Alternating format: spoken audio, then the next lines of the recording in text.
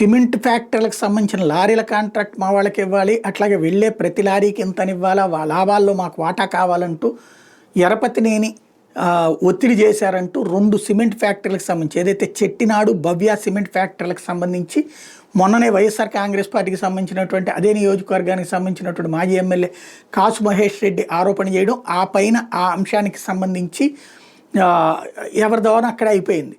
ఎరపతినేని దమ్ముంటే నిరూపించేట్లాంటివి ఎన్ని అయిపోయింది. ఇప్పుడు తాజాగా ఏమైందో తెలియదు కానీ 2 నెలల నుండి నిలిచిపోయినటువంటి కార్యకలాపాలు ప్రారంభమైనాయి.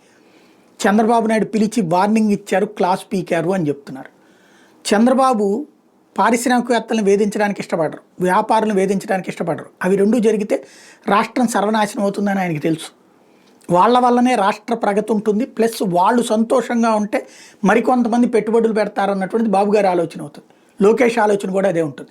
కానీ గ్రౌండ్ లెవెల్లో ఇసుకలో తిన్నది చాలక, మద్యంలో తిన్నది చాలక, కాంట్రాక్టులో తిన్నది చాలక, గనుల్లో తింటున్నది చాలక, ఇంకా ఇంకా తినడానికి ఏది దొరికితే అది పట్టుకుని తినేద్దాం అనేటటువంటి రోట్లతో వస్తున్న సమస్య ఇది.